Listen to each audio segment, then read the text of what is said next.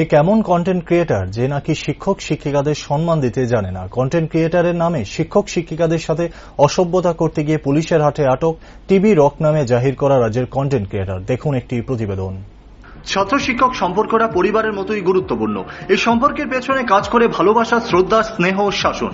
একজন আদর্শ শিক্ষক পালন করেন শিক্ষার্থীর অভিভাবকের ভূমিকা। ছাত্র শিক্ষক সম্পর্কে মার্কিন দার্শনিক ও মনোবিজ্ঞানী জন ডিউক বলেছিলেন, একজন শিক্ষক হলেন চালক এবং পথপ্রদর্শক।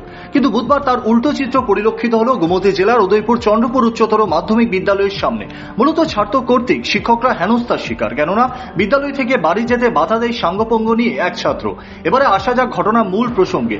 নাম সেলিম হোসেন ওরফে টিবি রক। বিদ্যালয়ের বিভিন্ন অসভ্যতা করার দরুন তাকে কয়েকবার বিদ্যালয় থেকে বহিষ্কার করা হয়। বুধবার উদয়পুর চন্দ্রপুর হায়ার সেকেন্ডারি স্কুলের শিক্ষকরা যখন বাড়িতে যাচ্ছিলেন, তখন সেলিম হোসেন নামে ছেলেটি তার কিছু সাঙ্গপঙ্গ নিয়ে শিক্ষকদের পথে বাধা হয়ে দাঁড়ায় এবং অকথ্য ভাষায় গালিগালাজ করতে থাকে। আর এই বিষয়টি নিয়েই এলাকাবাসীরা প্রত্যক্ষ করতে পারে এবং এই ঘটনার সামনে এগিয়ে আসে।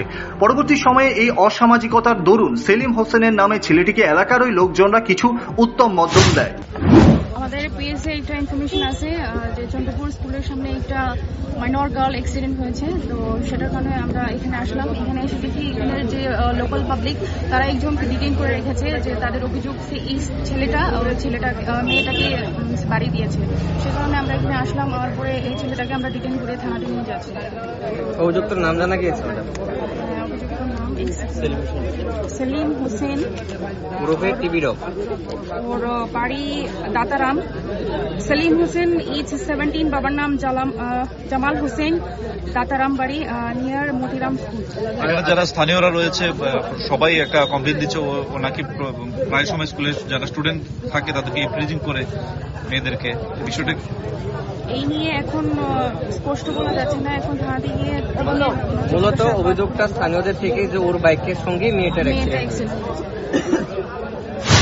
পরবর্তী সময় পুলিশ এই বিষয়টি জানতে পেরে ঘটনাস্থল থেকে সেলিম হোসেন নামে ছেলেটিকে থানায় নিয়ে যায়।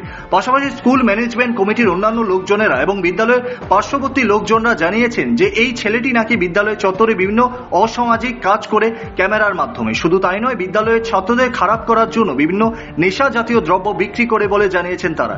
এখন দেখার, কন্টেন্ট ক্রিয়েটর নামে কি শুধুমাত্র স্কুলের সামনে দাঁড়িয়ে অসামাজিক কার্যকলাপ এবং হাসির ভিডিও বানালে নিজেকে কন্টেন্ট ক্রিয়েটর বলে জাহির করা যায়, নাকি সমাজকে এই কন্টেন্ট ক্রিয়েটরের দ্বারা কিছু ভালো বার্তাও পৌঁছানো যায়? প্রশ্ন রইল এই টিভি রক নামে নিজেকে জাহির করা কন্টেন্ট ক্রিয়েটরের কাছে।